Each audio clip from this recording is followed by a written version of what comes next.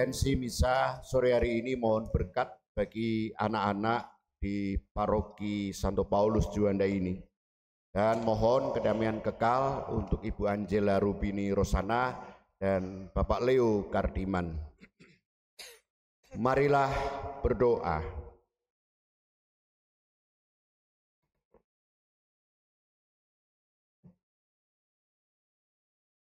Ya Allah, Engkaulah sumber segala kebaikan.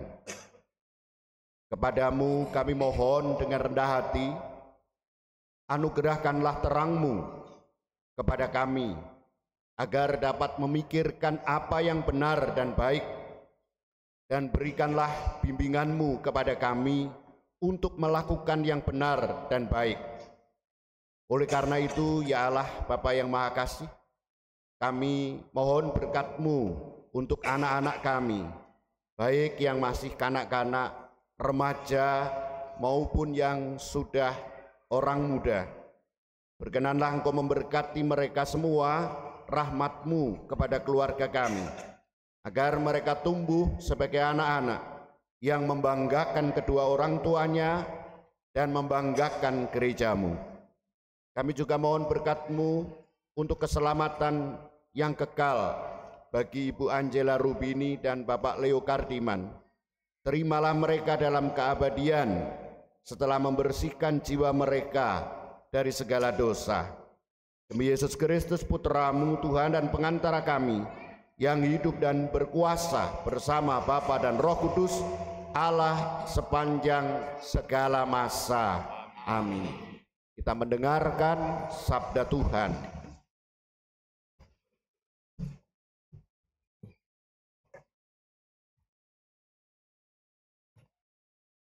Bacaan dari Kitab Kejadian. Di Taman Eden, setelah manusia makan buah pohon terlarang, Tuhan Allah memanggil manusia dan berfirman kepadanya, "Di manakah engkau?" Manusia menjawab, "Ketika aku mendengar bahwa engkau ada dalam taman ini, aku menjadi takut karena aku telanjang. Sebab itu aku bersembunyi." Tuhan berfirman pula, "Siapakah yang memberitahukan kepadamu bahwa engkau telanjang? Apakah engkau makan dari buah pohon yang kularang engkau makan itu?" Manusia itu menjawab, "Perempuan yang kau tempatkan di sisiku, dialah yang memberi dari buah pohon itu kepadaku, maka kumakan." Kemudian berfirmanlah Tuhan Allah kepada perempuan itu, "Apakah yang telah kau perbuat ini?" Jawab perempuan itu, "Ular itu yang memperdayakan aku, maka kumakan buah itu." Lalu berfirmanlah Tuhan Allah kepada ular itu, "Karena engkau berbuat demikian, terkutuklah engkau di antara segala ternak dan di antara segala binatang hutan. Dengan perutmulah engkau akan menjalar, dan debu tanahlah yang akan kau makan seumur hidupmu. Aku akan mengadakan permusuhan antara engkau dan perempuan ini, antara keturunanmu dan keturunannya. Keturunannya akan meremukkan kepalamu, dan engkau akan meremukkan tumitnya." Demikianlah sabda Tuhan.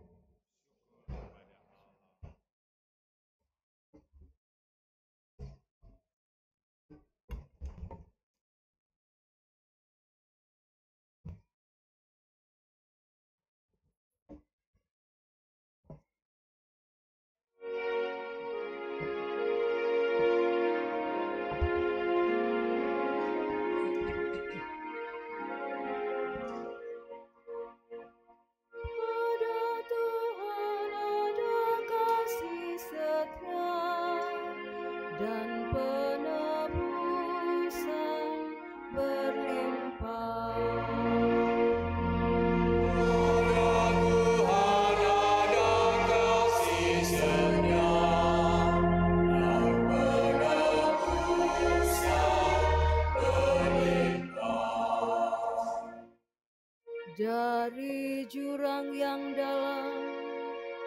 Aku berseru kepadamu ya Tuhan.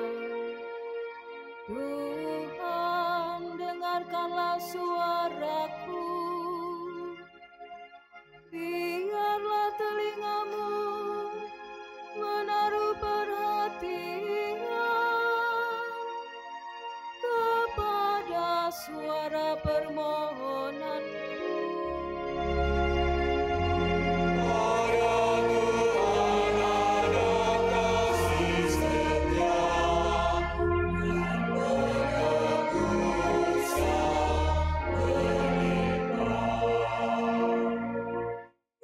Jika Engkau mengingat-ingat kesalahan ya Tuhan, siapakah yang dapat tahan? Tetapi padamu ada pengampunan, maka orang-orang bertakwa kepadamu.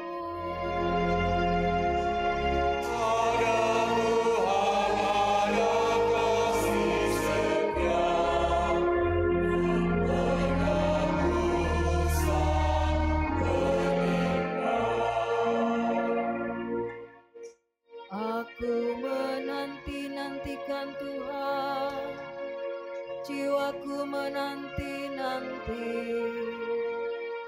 dan aku mengharapkan firman-Nya. Jiwaku mengharapkan Tuhan, lebih daripada pengawal mengharapkan pagi.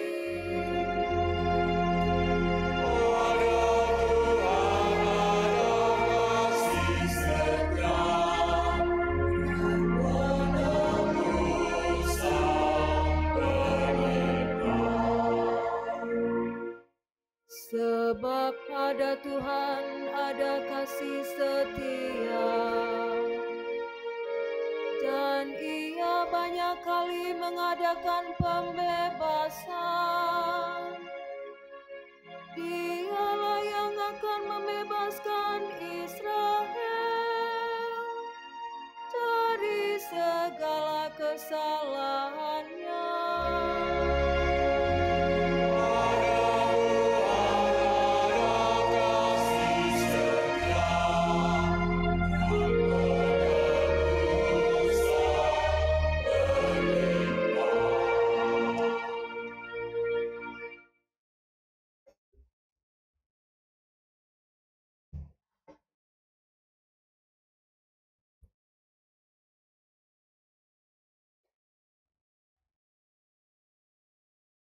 Bacaan dari surat kedua Rasul Paulus kepada jemaat di Korintus. Saudara-saudara, kami memiliki roh iman yang sama, seperti ada tertulis, "Aku percaya, sebab itu aku berkata-kata." Maka kami pun juga percaya, dan sebab itu kami juga berkata-kata. Karena kami yakin bahwa Allah yang telah membangkitkan Tuhan Yesus akan membangkitkan kami juga bersama-sama dengan Yesus. Dan Allah itu akan menghadapkan kami bersama dengan kamu ke hadirat-Nya. Sebab semuanya itu terjadi demi kamu, supaya kasih karunia yang semakin besar, karena semakin banyaknya orang yang menjadi percaya, menghasilkan ucapan syukur yang semakin melimpah bagi kemuliaan Allah. Sebab itu kami tidak tawar hati, meskipun manusia lahiriah kami semakin merosot. Namun manusia batiniah kami dibaharui dari hari ke hari. Sebab penderitaan ringan yang sekarang ini mengejarkan bagi kami kemuliaan kekal yang melebihi segala-galanya, jauh lebih besar daripada penderitaan kami. sebab kami tidak memperhatikan yang kelihatan, melainkan yang tidak kelihatan. Karena yang kelihatan itu sementara, sedangkan yang tak kelihatan itu kekal. Kami tahu bahwa jika kemah kediaman kita di bumi ini dibongkar, Allah telah menyediakan suatu kediaman di surga bagi kita, suatu tempat kediaman yang kekal, yang bukan buatan tangan manusia. Demikianlah sabda Tuhan.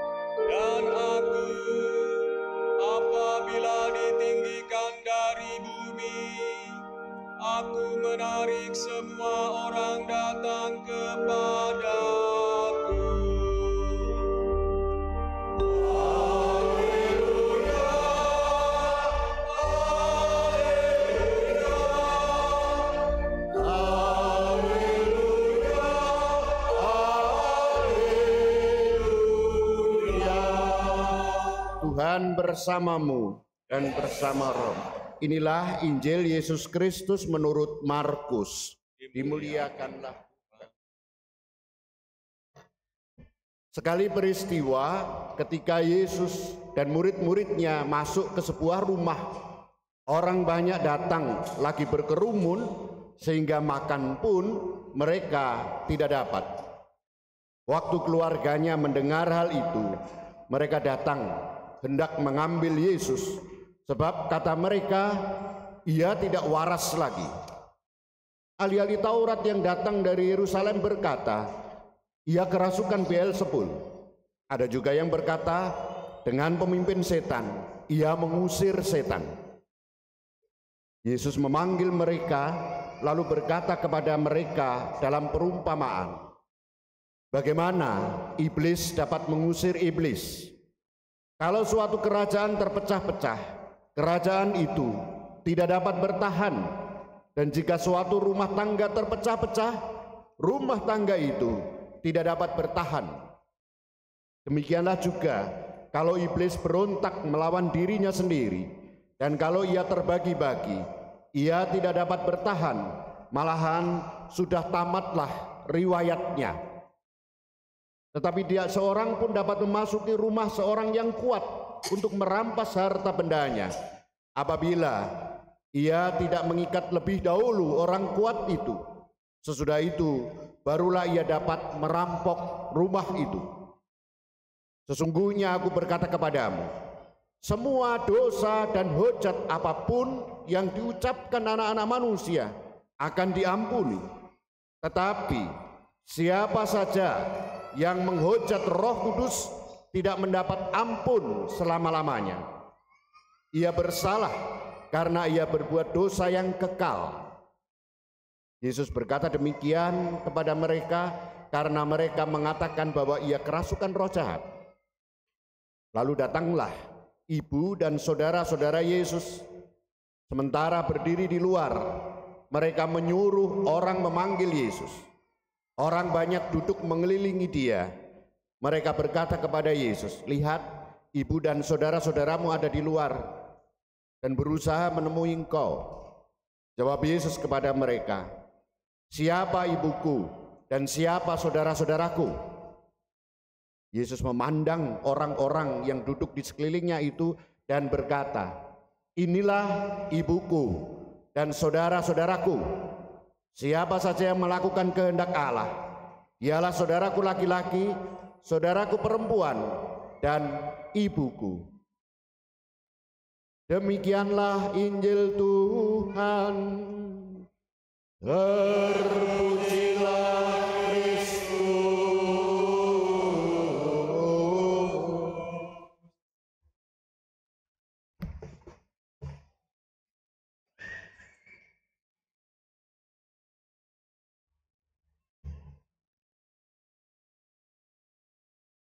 Sering terjadi, Bapak, Ibu, dan para saudara, seseorang melakukan perbuatan baik yang tulus, tetapi berhadapan dengan cara pandang orang lain yang buruk. Seseorang yang tulus berbuat baik, namun dipandang sebagai menjilat misalnya, dipandang sebagai mencari muka misalnya, atau dipandang juga ada maksud-maksud tersembunyi. Maka tidak jarang perbuatan baik itu kalah dengan cara pandang orang lain yang buruk. Dia berhenti melakukan perbuatan baik itu. Daripada dikatakan yang bukan-bukan, lebih baik tidak usah menolong orang. Ternyata perbuatan baik itu tidak selalu membuahkan kebaikan bagi yang berbuat baik. Tidak selalu membuahkan kebaikan bagi mereka yang berbuat baik. Perbuatan baik seringkali berhadapan dengan cara pandang yang buruk. Maka meskipun yang dilakukan adalah perbuatan baik, namun di mata orang yang memiliki cara pandang buruk, perbuatan baik itu tetap menjadi buruk. Perbuatan baik selalu dimurnikan oleh cara pandang yang buruk di sekitar kita. Dimurnikan artinya, apakah perbuatan itu terus dilakukan atau tidak? Tentu ada dua kemungkinan yang terjadi. Perbuatan baik itu berhenti ketika berhadapan dengan cara pandang buruk yang ada. Namun yang kedua, perbuatan baik itu terus dilakukan meskipun berhadapan dengan cara pandang buruk. Dan jika perbuatan baik itu terus dilakukan meski berhadapan dengan cara pandang yang buruk, berhadapan bahkan dengan perbuatan yang buruk, maka bisa dipastikan perbuatan itu memiliki kekuatan Allah sendiri. Dia tidak berhenti meskipun orang lain memandangnya buruk. Dan itu yang dilakukan Tuhan Yesus hari ini. Tuhan Yesus berhadapan dengan cara pandang yang buruk. Meskipun Tuhan Yesus melakukan yang baik dan benar, namun Tuhan Yesus berhadapan dengan cara pandang yang buruk. Pertama-tama bahkan berasal dari keluarganya sendiri. Ia tidak waras lagi. Ia tidak waras lagi. Tidak waras itu senada dengan gila, atau kalau dalam bahasa kita sehari-hari gendeng. Iya gendeng itu. Keluarganya sendiri yang mengatakan demikian. Oleh karena itu kaum keluarganya hendak mengambil dia. Padahal kalau dipikir dia sudah berusia 33 tahunan. Nampaknya keluarganya gelisah dan merasa memiliki otoritas untuk menghentikan perbuatan baik Tuhan Yesus. Mereka datang untuk mengambil Tuhan Yesus, artinya menghentikan. Jangan kamu lakukan itu lagi. Cara pandang buruk yang kedua berasal dari ahli Taurat dan orang Farisi. Para ahli Taurat ini memiliki otoritas hukum agama dan kitab suci yang tertinggi di Yerusalem. Otoritas agama dan kitab suci ini juga ingin menghentikan perbuatan baik Tuhan Yesus. Bahkan atas nama agama ingin menghentikan perbuatan baik Tuhan Yesus. Dia mengatakan dengan pengulu setan, ia mengusir setan. Bapak, Ibu, dan para saudara, cara pandang buruk dari keluarga rasanya tidak diperhitungkan oleh Tuhan Yesus. Tetapi cara pandang buruk dari ahli Taurat dipergunakan oleh Tuhan Yesus untuk menyampaikan pesan yang mendalam. Bagi Tuhan Yesus, cara pandang yang buruk dan perbuatan baik yang buruk tidak menghentikan dirinya untuk menghentikan perbuatan baik. Bapak, Ibu, dan para saudara, justru sebaliknya, cara pandang dan perbuatan buruk orang lain merupakan kesempatan untuk melahirkan kebaikan. Ada 3 bentuk kebaikan yang ditawarkan Tuhan Yesus hari ini. Yang pertama, cara berpikir yang benar. Tidak mungkin iblis kok mengusir iblis. Pasti kerajaan iblis akan terpecah belah. Maka yang mengusir iblis pasti bukan iblis. Yang mengusir iblis pasti Allah. Tidak mungkin iblis melakukan kebaikan. Yang melakukan kebaikan pasti dari Allah. Itu yang pertama. Keyakinan dengan cara pikir yang benar. Yang kedua, kemurahan Allah. Semua dosa dan hujat anak-anak manusia akan diampuni. Ya, semua hujat yang mereka ucapkan diampuni. Tetapi apabila seorang menghujat Roh Kudus, ia tidak akan mendapat ampun untuk selama-lamanya. Sebab dosa yang dilakukan adalah dosa yang kekal. Bapak, Ibu, dan para saudara, semua apa kata-katamu yang buruk, pandanganmu yang buruk diampuni oleh Allah, kecuali menghujat Roh Kudus. Yang menjadi pertanyaan, apa dosa menghujat Roh Kudus? Para saudara, Roh Kudus adalah Roh Allah sendiri yang selalu mengundang saya, mengundang Bapak Ibu, mengajak saya, mengajak Bapak Ibu untuk bertobat. Roh Kudus selalu mengajak saya dan Bapak Ibu untuk bertobat. Mereka yang menolak bertobat sampai titik akhir berarti telah mengambil pilihan menolak bertobat. Itu menghujat Roh Kudus. Menolak untuk bertobat. Mereka yang menolak bertobat sampai titik akhir itu berarti mengambil pilihan untuk mengabaikan Roh Kudus, untuk menghujat Roh Kudus. Tidak ada gunanya Roh Kudus ini. Jelas ini membawa orang tersebut untuk masuk ke dalam dosa yang tak terampuni karena memang tidak mau bertobat.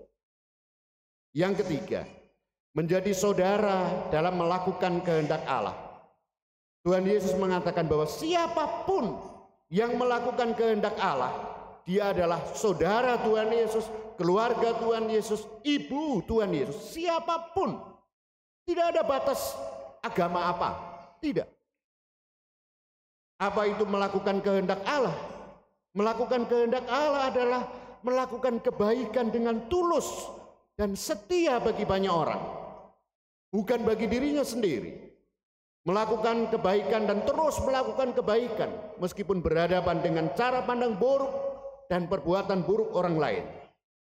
Jika saya dan para saudara melakukan kehendak Allah, bukan kehendak diri sendiri atau kelompok kita, pasti kita akan bersaudara dengan semua orang. Pasti.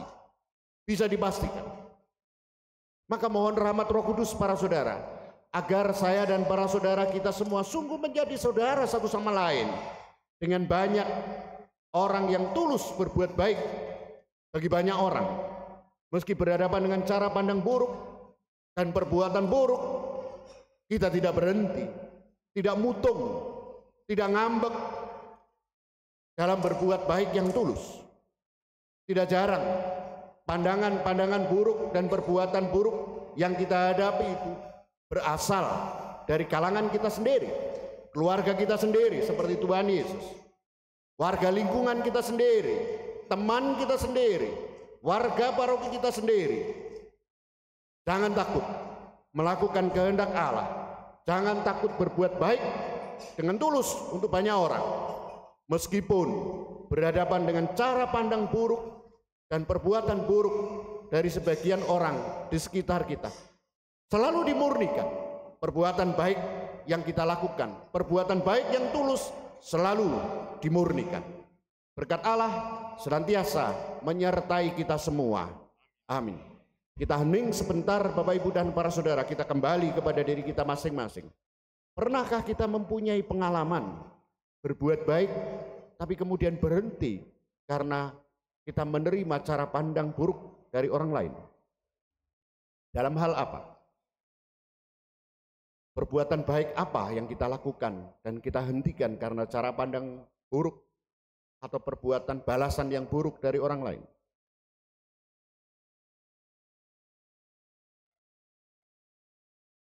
Atau pernahkah kita sebaliknya memandang buruk perbuatan baik orang lain dan membalas kebaikan orang lain dengan perbuatan kita yang buruk, kata-kata kita yang buruk?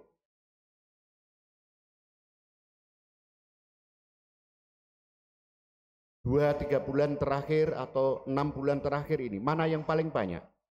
Kita yang berpandangan buruk atau kita yang berbuat baik dan mendapat